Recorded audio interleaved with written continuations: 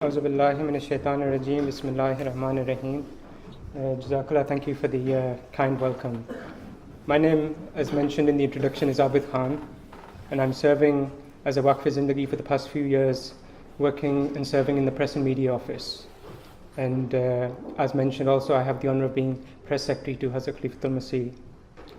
I personally, people who know me well know that I don't enjoy very much speaking publicly. And so in advance, I apologize if I seem a little nervous.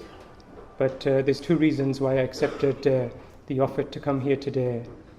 One is that I've always considered Sadr Sahib as an older brother, and it's very hard to say no to your older brother. But more than that, and the most important reason why I came today, is because in my own small way, I try and convey to others some of the blessings and experiences that I've seen having had the privilege to work under the guidance and supervision of Hazrat Khalifatul Masih for the past few years. So today I'm going to share some personal narrations that hopefully can be of benefit to all of you, and some experiences from Huzur's tours and some of his activities here in London as well. And hopefully, as I said, it can be of benefit. Each of us, in our own ways, have many reasons why we should be thankful to Allah. And for me, certainly the reason that I consider myself so fortunate is that I have had the opportunity to see some of the blessings of Khilafat over the past few years from a close distance. And I've seen firsthand how Allah, the Almighty, answers the prayers of His Khalifa, how Allah blesses every single word that is spoken by the Khalifa, and how Huzur's conduct and Huzur's words shine a light across the entire world. I've seen how Khalifatul Masih imparts his love, his compassion, his guidance to the people of all races, to the people of all nations. And we as servants of Khilafat should be aware of these facts. We should be aware of what Khalifatul Masih expects from us. We should be aware of how Huzur is spreading Islam, so we can learn from it and we can follow his example. The truth is that many of us, especially those of us who are seated here, who live here in the UK, we are very guilty of taking Khilafat for granted. All of us, I think, this is all we've known, that Khilafat has been in the United Kingdom. And so, but it's when you go abroad and when you see other MDs in different countries who have 10, 20, 30 seconds in the presence of Huzur, and they come out of their meetings with tears streaming down their eyes, and they're saying that those few seconds have changed not only our lives forever, but the lives of our children, our grandchildren, and our future generations. And so anyway, as I said, I'm going to mention a few incidents. Some of you may have read some of the diaries that I've written in the past. Some of these incidents are from those diaries as well. And so if I'm repeating them for some people, I apologize, but hopefully there'll be some new ones as well. As was mentioned in the introduction, I was guide of Hartlepool a long time ago. I think it was 10, 11, 12 years ago. And to be honest, I wasn't a very good guide. And I think Ali Saab, Hartlepool's in a much better state with Ali Saab as their guide. But one thing I learned whilst I was guide was that it's very easy to upset people.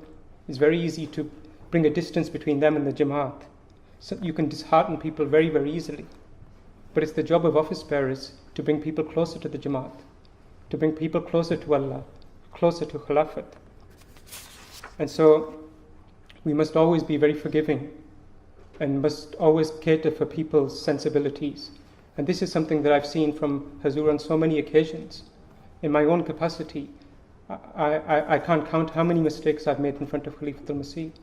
But Huzur forgives and forgets and encourages you how to move forward and how to improve in future. I remember in Australia, when Huzur visited in 2013, it was quite a long tour. Huzur was there for a month. And the second part of the tour, Huzur was going to the city of Melbourne. And so Huzur went to the airport at Sydney, from where he was going to take his flight to Melbourne. As Huzur entered the airport in his car, there was a barrier which you see often in car parks, which is raised when a car enters and then the car crosses. However, it so happened that as Hazur entered the car park, the barrier came crashing down and hit the top of Hazur's car with quite a lot of force. I remember all of us, I was in the car behind, and quite others, we were very panicked. We were wondering if Hazur and Hazrat Begum Sahiba were okay. And so we rushed out, and I saw Hazur come out of the car, and Hazur looked around and he inspected the car, but thankfully Hazur and Hazrat Begum Sahiba were both fine. Anyway, a couple of weeks later, I was speaking to the Naib Sadr, one of the Naib Sadrs in Australia, and I hadn't seen him for a while. And so I said, "Where have you been for the last couple of weeks? I saw you in the first part of the tour, but I never saw you for the last 2 weeks." He told me, he said that day when Hazur was at the airport, I was the one who called Hazur's car through because I was on duty. And then the barrier came down, so I had called Hazur's car at the wrong moment. He said, I felt completely ashamed. He said that I felt my whole world has collapsed. And for the next 2 weeks, I put myself on parking duty far, far away from Hazur's residence because I couldn't bear to be close to him, knowing that I had made this grave error. But he said today, Sadr Sahib had instructed that he goes back to Hazur's residence. When he went back to Hazur's residence, he told me that morning that as soon as Hazur came out, Hazur saw him, Hazur smiled at him, and Hazur said, "Where have you been for the past week, 10 days?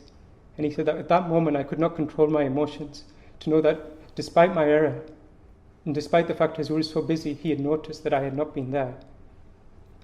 I remember in Nigeria in 2008, the tour to Africa in 2008 was my first ever tour with Hazur.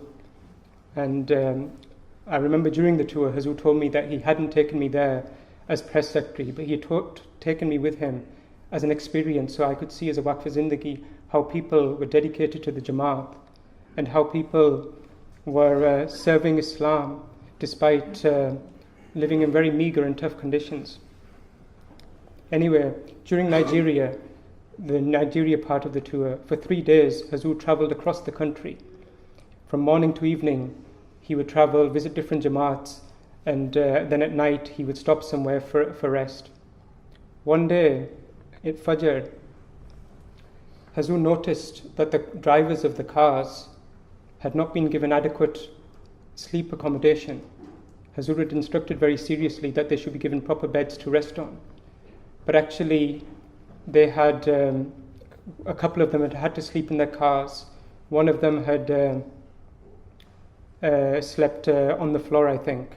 When Hazur found this out, I saw Hazur become extremely angry. And I don't think even now I've ever seen Hazur as angry and upset as I saw him on that day. He called the local missionary and he admonished him very, very severely. And he said, "Why have my instructions not been followed?" Anyway, I saw the missionary for the rest of the day, and I saw him from a distance, and obviously I felt sorry for him as well, and you could see how upset he was.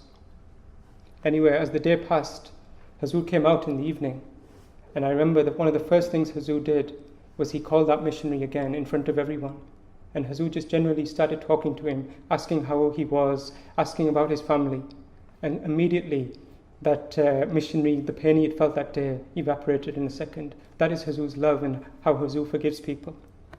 Similarly, I'll give you one more incident, a similar incident. It's from 2012 in Canada.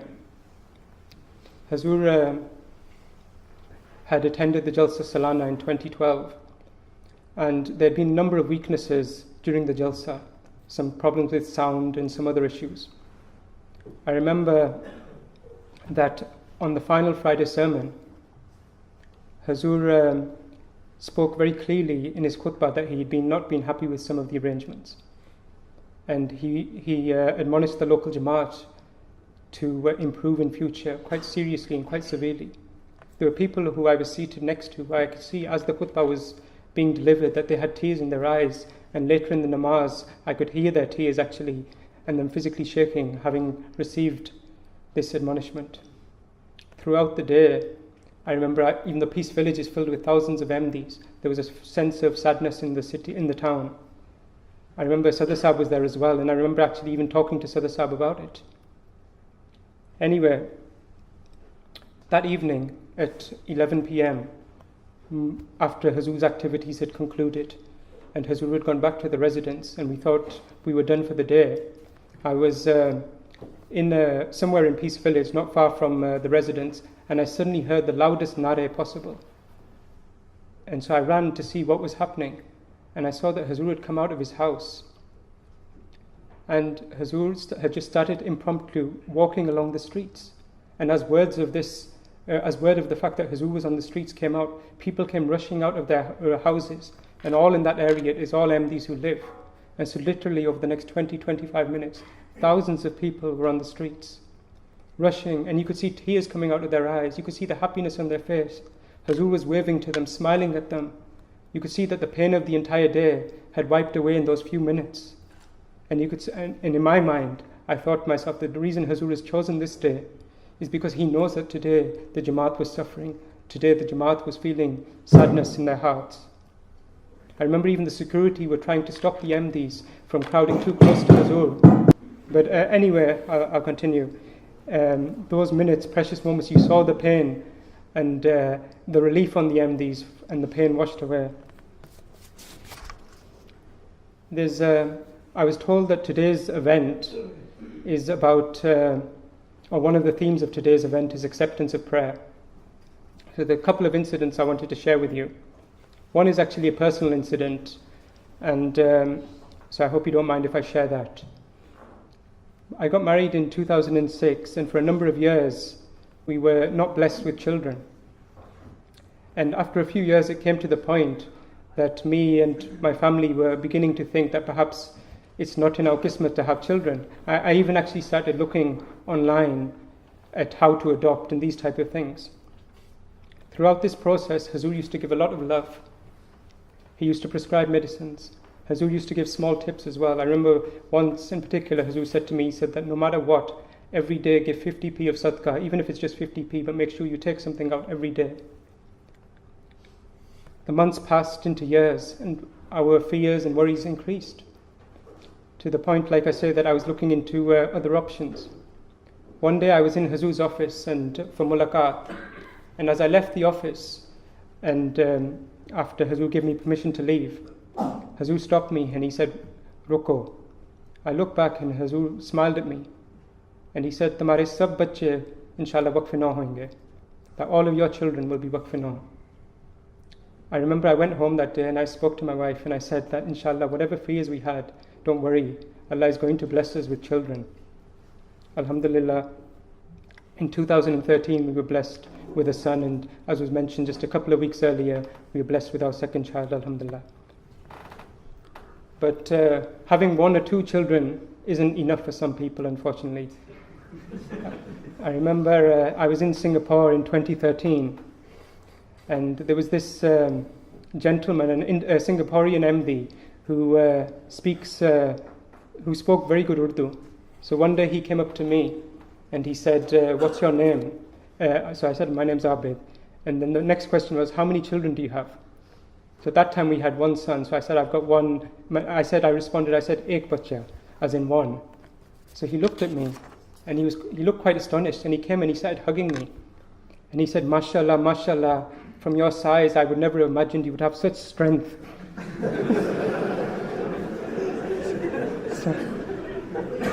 So I was personally confused, but I was enjoying it as well. But then after a few seconds, then I realized that perhaps he had misheard. So I said, "Ek bacha," one. Then suddenly all his excitement just dissipated. He said, "I thought you said 8. And so anyway, then we walked away in different directions. Another very moving incident, and how Hazur's prayers are answered, it's also from Australia. It's in 2013. I met a young family, a husband and wife, and they told me their story.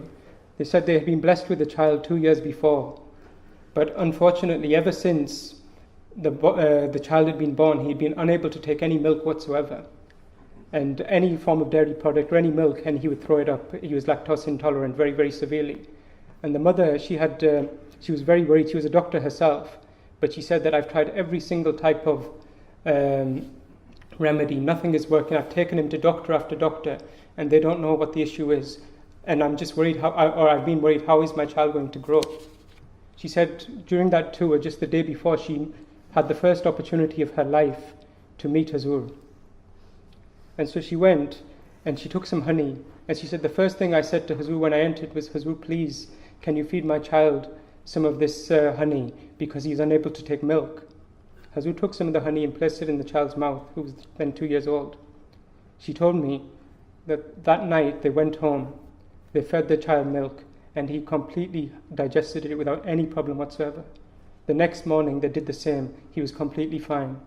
And then ever since, for the rest of the tour, I kept asking them. They said there's no problem. Even the doctors are surprised. I spoke to the same individual just 2 days ago, and he said since that day our child is growing perfectly. He has never had any single issue in his life. Alhamdulillah. Many of you will have heard of Geert Wilders. He's the leader of a political party in Holland, and for many, many years he has led a vicious and very filthy campaign against Islam and the blessed character of the Holy Prophet ﷺ. He's even made a video which was broadcast on the internet, which spoke many, many lies about the Holy Quran. In 2011, Hazur visited Holland, and during his sermon, Hazur spoke about Wilders. And Hazur said that such people who attack the character of the Holy Prophet ﷺ, who attack Islam, will ultimately perish and be destroyed. Very, very emotionally, I remember Hazur's words. Hazur said that the prayers of people who have been pained will shake the heavens, and they will cause for such people to die a death. As part of my duties, I prepared a press release based on Hazur's khutbah, and I wrote these words that Hazur said, that this person will perish. I took the press release to Hazur, and he checked it very carefully. As he checked it, he said to me, you've written that he will perish, but in my sermon I said he will perish with prayers and prayers alone. So you must add that. So I added those words, and then we published the press release. It actually went and reached quite a far audience, and it reached Geert Wilders himself. And when Geert Wilders saw this, he became very angry, and he sent an official complaint to the Dutch government. And he said that the Ahmadiyya community and this leader, Mirza Masroor Ahmad, they have actually threatened me. And they are saying they're going to destroy me, and I'm going to perish. So the Dutch government, the Interior Ministry, did a full investigation into this. And then, after doing the report, during parliamentary proceedings, they issued a response to Geert Wilders. And they said, Mirza Masroor Ahmad has said that such people or groups are not destroyed by violence or anything other secular, but only through prayers. Thus, there is nothing that calls for violence or incites violence, and so there is no cause of action against Mirza Masroor Ahmad, no cause of action against the Ahmadiyya Muslim community. Later that day, I gave this report to Hazur. He looked at me and he said, it's a good job I checked your press release.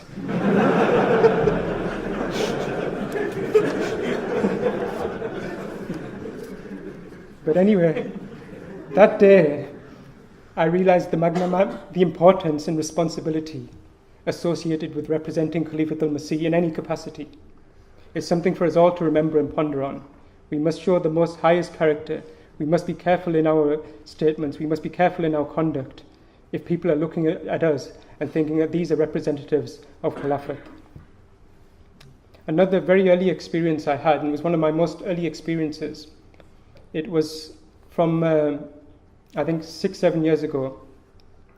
One day I read a report in a national newspaper that because it was Ramzan, they were going to let Muslim children, a local council had decided that local children would not have to do their exams during Ramzan, the Muslim children, and they could delay them, and they could hold their exams later on. So I actually thought this was a very positive story.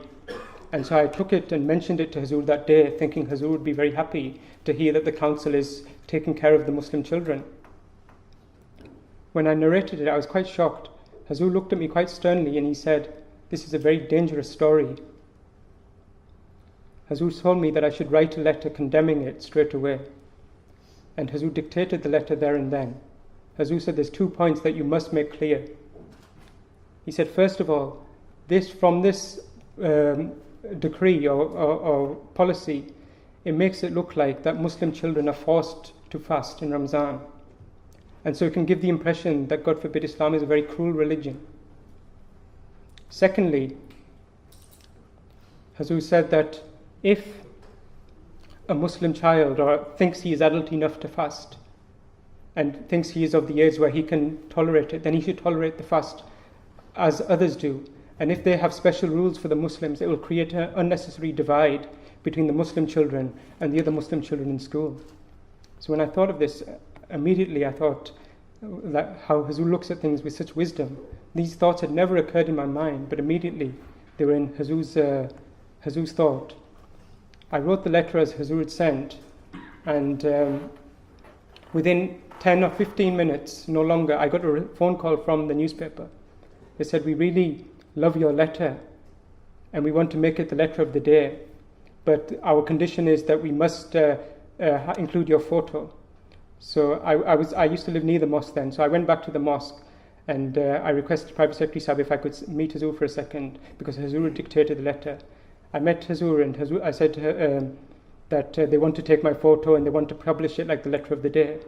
Hazur gave permission. So the next day, the Daily Mail, I think it was, their national, they sent their photographer. And I was on the corner of Gressonall Road. All the other MDs were going for namaz as usual, and I was sat on the stool and having a big proper photo shoot, and it was very embarrassing. But then, anyway, it was published as the main story, and alhamdulillah, Hazur was pleased. And then later on, I also got notification that this is actually now the letter of the week, because so many people appreciated it. So that's how Allah Ta'ala blesses the words of Hazur. One thing I've always noted is how Hazur manifests all different qualities of Islam. And one of the teachings of Islam, of course, is to respect women and to look after them and to care for their feelings. In Australia, in 2013 again, there was an event in Brisbane, a reception held because the Jamaah had opened a mosque. And at the main function, there was a number of speakers before Hazur's address.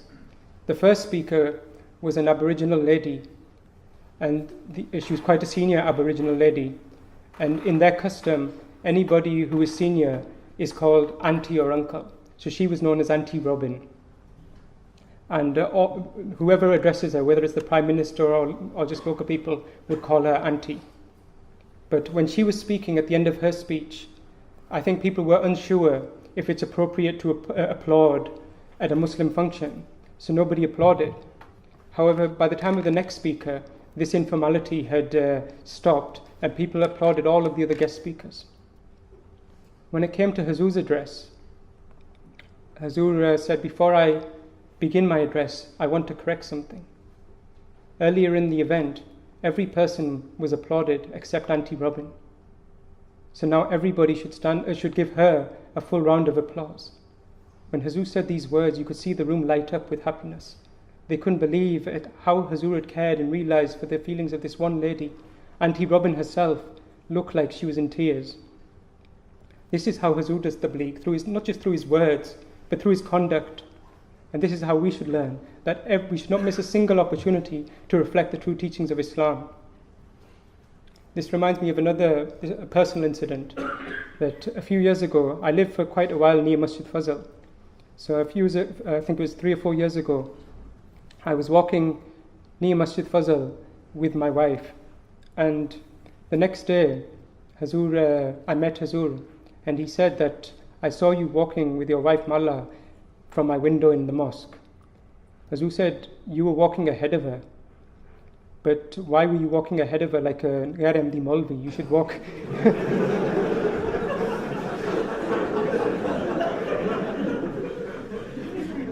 Hazur said you should walk alongside your wife. And this is something that I've seen from Hazur as well, that whenever he is with Begum Sahiba, Hazur either walks alongside him or just behind her, a step behind her. But anyway, I learned 2 important lessons that day. One was that you should always be respectful of your wife and walk alongside her. The other was to always be very careful whenever you're near Masjid Fazl. because you don't know who is looking. Wherever Hazur goes, he has such a great influence on the people around him and the people who meet him. Within minutes, you see how his words and his presence can change the hearts of people. I remember when, again, I keep referring back to the Brisbane event. It's for some reason it's fresh in my memory. I met one guest. He was a very senior doctor there called Dr. Roger Noakes. After listening to Hazur's address, he came up to me. He'd seen that I was with the Qafla and that I must be a member of staff. He said, I want to say one thing to you. After listening to His Holiness, it is your job and the job of all the people around His Holiness to look after his health. Because the health of the entire world depends on him. So that's how people realize. That's a non-Ahmadi Muslim in 15-20 minutes coming to realize the status of Khalifatul Masih. It's our duty, we're all khadim here, to serve Khilafat. How do we do it? We serve Khilafat by listening to Hazur's instructions, by listening to his Friday sermon, following whatever guidance we receive, wherever we receive it. Similarly, earlier this year, just in October, Hazur was in Holland, and whilst he was in Holland, there was a foundation stone for a new mosque in the city of Almere.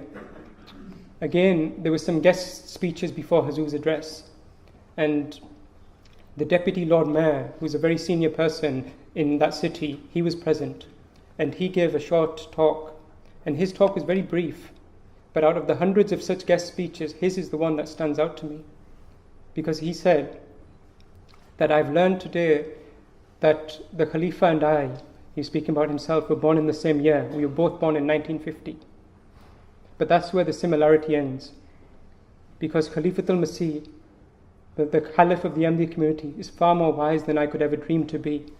Thus, I'm not going to say another word, because the people here have come to listen to him. I myself have come to listen to him. And that's where he ended his speech. Similarly, just last month or in November in Japan, you all probably know Hazur went to open the mosque. After both in Nagoya, which is where the mosque is situated, and also in Tokyo, there were receptions that were held. And afterwards I met different people. And they all spoke the same words, that how the Khalifa has told us what Islam is today, how our views have changed in 20 minutes or 30 minutes.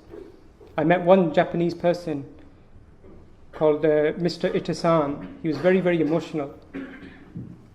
He said to me, it's very, very rare for people in Japan to meet Muslims. But today we are extremely honored. Today we are extremely fortunate because the greatest Muslim in the entire world has traveled across the world to meet us. He has come and he has addressed us. He has told us what true Islam is. How fortunate are we? He has put an end to all our fears. Alhamdulillah, on tours or even in when you see Hazur regularly, you see Hazur's humor and the way he keeps the spirits of those people who are with him very, very high. In Japan, I'll just give you one small example. Hazur had an interview with a Japanese TV station. During the interviews, the protocol normally is that the interviewer is seated in front of Hazur, and then behind Hazur, myself and Majid Saab and one or two other members of the staff are normally seated. So she asked 3 or 4 questions, or 4 or 5 questions, and then she concluded her interview. And at the end, the journalist said that I better stop now, because she looked at us and she said, and I think she presumed that we too were members of press. She said that there's other members of press who are waiting to interview His Holiness. Hazur listened to this comment.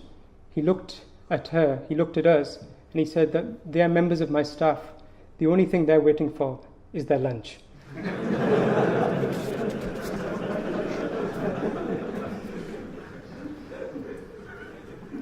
And it was true. That was the funny thing. It's fresh in my memory from Japan. Hazur met the members of the Amla.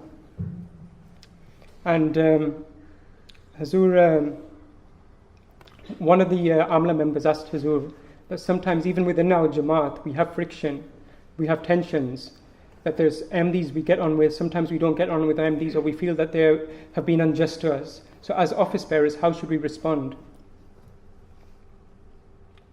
He said sometimes they make false accusations against us as well. I'll never forget Hazur's words. Hazur looked at him and then he looked at all the Amla members. And Hazur said that whenever a person feels the victim of injustice, or he feels he has been done wrong, at that point he should bow down before Allah. He should weep, he should cry, he should beseech Allah for his help. Because, and Hazur said, remember one thing: if an innocent person remains silent, then Allah speaks for him. Allah the Almighty defends their honor.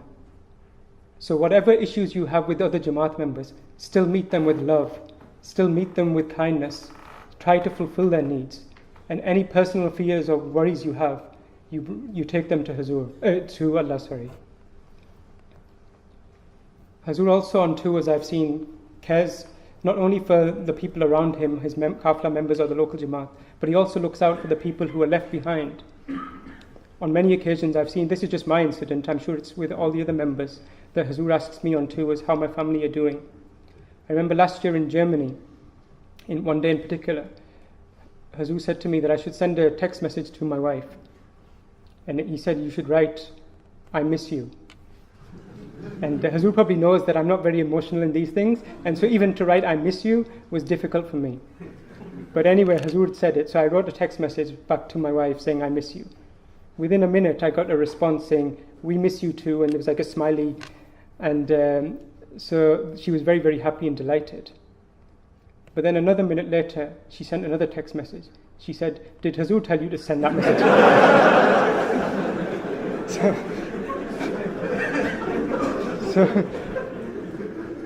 But the thing is that that's the beauty of Khilafat. When she found out that the message had been on the advice of Hazur, she felt even more happiness than any message I could ever have sent her. One thing I've always seen, I'm sorry, I'm conscious of time, that Hazur is so humble, and this is something I see again and again and again. I remember after this year's Peace Symposium in London, one of the guests I met afterwards, he said to me, he said that your Khalifa, I've heard him a few times, and he gives the most beautiful points, and he is defending peace in the most beautiful way. He deserves a very, very major peace prize. I presume, or in my heart, I thought perhaps he means that Hazur deserves the Nobel Peace Prize or something similar. A few days later, I mentioned this to Hazur, that this gentleman had made this comment. Hazur looked at me, and Hazur looked very seriously, and he said, "Mujhe kisi inam ki zarurat nahi. I don't need any award. Kya mere Allah ne pehle mujhe aur meri Jamaat ko bahut kuch nahi diya? That has not Allah given me and my Jamaat so much already?" Again, this was a sign of Hazur's humility and Hazur's gratitude to Allah the Almighty. And this should be something that we always remember, that we should always pay attention to the blessings in our lives and how fortunate we are. And we should always remember that whatever we're doing is for the sake of Allah. We don't need any worldly prizes. We don't need any awards. All we need is the pleasure of Allah and His Khalifa. Similarly in Holland, just a couple of months ago, the day that Hazur visited the Dutch Parliament, on the same day he met a number of politicians and dignitaries who had come from different countries. One of them was an MP from the country of Montenegro. Montenegro is part of former Yugoslavia. It's a very small country. The MP addressed Hazur and he said, "It's a great honor to meet Your Holiness." And he said that I would love to invite you, he said to Hazur, "I would love to invite you to our country. But our country is very poor. We do not have the resources to host you at this time." Probably he assumed that, like other world leaders, Hazur would be in need of great protocol. Hazur would want to stay in a palace or have a huge entourage. Upon hearing his comment, Hazur took the microphone and addressed the MP. Hazur said, "I am a very humble and simple person. It's quite possible I could come to your country even without your invitation. And as for your country being small, it does not matter. Numbers are insignificant. What is important is having an open heart That is why the Ahmadi community, we are also relatively small. But in every country, we are maximizing our abilities through our open hearts. We are striving for peace in the world. The Baitul Futuh fire is probably fresh in everyone's memories. It was just a few months ago. All day, as we got news that the mosque or the mosque premises is burning, it was a day of great sadness. People were sending videos or pictures of what was going on. Later that day, I had mulaqat with Hazur.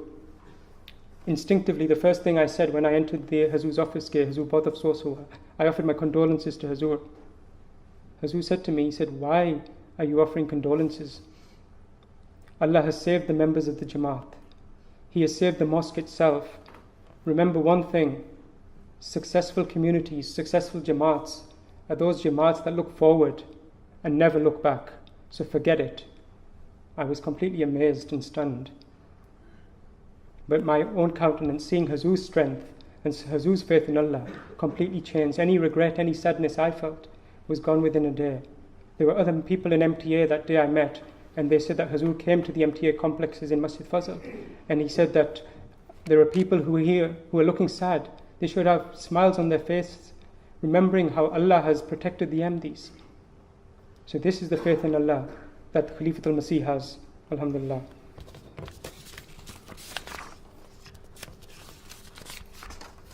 There's one incident which I wanted to narrate. I've lost my paper, but I'll narrate it anyway. In Singapore in 2013, I met a young khadim. He was local. He'd traveled from Indonesia to meet Hazur, and just like most of you, he was guide. He was a guide in Indonesia. When I met him, we were just talking, and I asked him where he was from and who he was. He said to me, he said that, "Do you remember February 2011 when 3 Ahmadis were martyred in Indonesia?" I immediately remembered what he was referring to. I'm sure all of you will as well. That there were 3 Ahmadis who were brutally, mercilessly martyred on the streets of Indonesia. Their clothes were ripped off. They were strewn across the streets as the police watched on, as people cheered. So this individual who I met, he told me, I was the guide of that Jamaat. I was there on that day. He said, I had the opportunity that day to defend our mosque. He said, I do not look back on that day with any anger. I do not look back on that day with any horror. But what I do, I look back on that day as the proudest day of my life, as the happiest day of my life, as the most fortunate day of my life. Why? Because that day I was able to serve the promised Messiah. I was able to serve my faith. I was injured for my faith. He said, the only regret I had was that I could not save my 3 brothers. So that's the standard of the difficulties that Qaideen, that Ahmadis, Khudam are facing in different countries. We are so fortunate, we're having such easy lives here. We should step back and remember the difficulties that our brothers and sisters are facing. Just leading on from that incident, in Japan, just 2 months ago, I met a lady. She was also from Indonesia, and when I started talking to her, she told me that she too also was directly linked to those attacks in Indonesia. Her husband had been martyred during the Indonesia attacks. She at the time was pregnant with her first child. She was 5 months pregnant. She said that on that morning, when we got news that the mosque was under attack, my husband said that I'm going to the mosque, it's my duty. She said that I asked him that I'm pregnant, please don't go, I need you here. But he said it's my duty to protect our mosque. He went to the mosque, and he was amongst those 3 blessed people who were martyred that day in the most horrific manner. She told me that when she found out this news later that day that her husband had not survived, she said, I felt no anger. All I felt was inner peace. All I felt was contentment. She told me that she considered herself extremely blessed because she had the love and prayers of Khalifatul Masih. She said the next day or a few days later, a member of the Indonesian Jamaah came to her with a direct message from Hazur. And the message was that the Jamaat must look after this lady, provide her with accommodation, financially bear all her needs. She said, when I received this message, I was astounded that here in Indonesia, my Khalifa can love me so much. But she said, I told the MD who passed on the message that I do not need a house. I do not need any financial help. I will be fine. The only thing I need is the love and prayers of my Khalifa, and I have those. And when I met her, she was crying even while she was talking to me, but those were tears of joy, not tears of sadness. And just a couple more incidents. I've told a couple of emotional. I'll tell something which shows how Hazur works and how Hazur is so attentive to detail. Hazur notices the smallest possible things. In 2013, Hazur also went to Japan. I remember Hazur traveled to Tokyo from Nagoya on the bullet train, on their special Japanese, what they're famous for, their bullet trains, which are very fast. During the train journey, Hazur called me towards him. And so I went and I crouched down beside where Hazur was seated. I was wondering what Hazur has called me for. I thought perhaps it's some work. Hazur said to me, he said, the reason I've called you is that I've noticed one thing over the past few months. So I looked and I said, gee, Hazur said, I've noticed that you always spell one particular word incorrectly. And no matter what, you always spell it incorrectly. The word was prophesied. But anyway, I was astounded. I didn't dare speak against Hazur, but in my mind I was thinking, how can it be that I keep spelling the same word wrong? We spell check everything, we double check. Hazur probably saw this look of doubt on my face, so he pulled out his iPad and he went, there was Wi-Fi on the train, and he typed in dictionary.com and he said, how do you spell this word? So I said, Hazur, I spell it like this. So he typed it in, he pressed enter, and it said, this word does not exist. So then Hazur said, this is how I spell it. And Hazur typed in the letters as he would spell it. And it came up, of course, with the correct definition. And so I felt very embarrassed. But also, again, it reminded me how, and also that when you submit reports to Hazur, you need to check everything. I'm going to end now just with one last incident, and then I'll conclude. I'm sorry I've taken up so much time. But again, this is just a simple incident, and I've mentioned this before, but it's always reflected to me the bond between every MD, no matter where in the world they are, and Khalafat. Last year in Germany, I met many people, and especially after they had the opportunity to meet Hazur. Many people were meeting Hazur for the first time in their lives. Some were 50, 60, even people in their 70s were meeting Khalifatul Masih for the very first time. One of the people I met was a lady in her 40s or 50s. She had 2 children who were probably 8 or 9 or around that age. When she came out, I asked her how she had felt during her mulaqat. She said that she had wanted to say something to Hazur, but due to her emotions at seeing Khalifatul Masih for the first time in her life, she could not speak. She said, I stayed silent throughout the mulaqat. I just looked at Hazur, but I could not speak. It was then that I mentioned to her, I said, there's a diary I write when I go back to London, and Hazur actually kindly reads the diary before I publish it.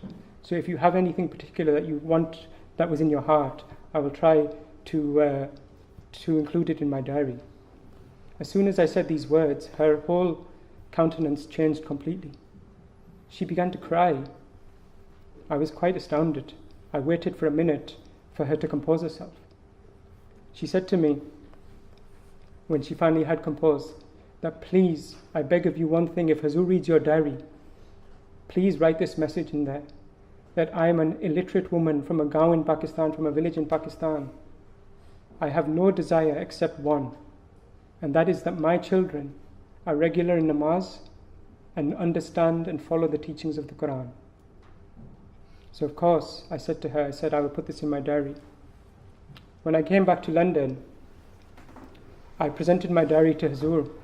And when I presented my diary to Hazur, his routine is that evening he does his work, he checks his mail, mulaqats, and then normally last thing Hazur will read the diary to check if everything I've written is correct or if I've missed anything out.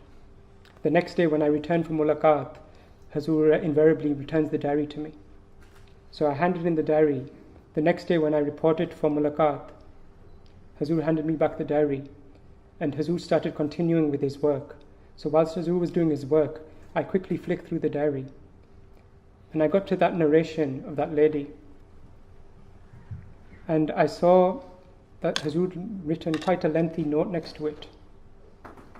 Hazur had written that this incident and this narration of this lady has had a very deep impact on my heart. It was extremely emotional. All night I prayed for this lady. Make sure you let her know. I looked up towards where Hazur was seated, and Hazur said, "Did you read my message?" I said, "Ji Hazur." He said, "Make sure you let that woman know that I prayed for her all that night." And then I did call her. I managed to track her number down. When I told her who I was and the conversation we'd had earlier, then she finally, she remembered straight away, but all she could say was Alhamdulillah, Alhamdulillah. And then she put the phone down with tears in her eyes. So, with these words, I'm going to end. I think everyone remembers and must have heard that hadith hundreds of times of Hazrat Abu Huraira, which Hazrat Abu Huraira narrates, that once the companions, they used to be so hungry that they used to put stones next to their stomachs to make them fool themselves into thinking that they had eaten. On one occasion, the Holy Prophet ﷺ was presented with a cup of milk, and so he told Abu Huraira to call the other companions or the people who were nearby so that they too could drink from the cup. As he brought the people, the Holy Prophet told Abu Huraira to feed all the individuals one by one, to the extent that Abu Huraira became very disheartened that perhaps there won't be any milk left for him. But once it had been to every single person, then the Holy Prophet ﷺ said to Abu Huraira to drink from the cup. So he drank, and he drank more, and he drank more and more and more, until he said that it felt as though milk was pouring out of the inside of his nails. When I think back to that hadith, I think of how he was blessed with the blessings of the Holy Prophet ﷺ. In this era, we are all very extremely blessed. Sometimes we take it for granted. We don't realize what a great honor, what a great status Khilafat is, and what a treasure it is for all of us. So if there's one thing I would ask all of you to take away, and I'm sure I don't need to, and to mention it to your Khudaam, is that we should always understand the status of Khilafat. We should always realize how blessed we are, how fortunate we are. Jazakallah, thank you so much.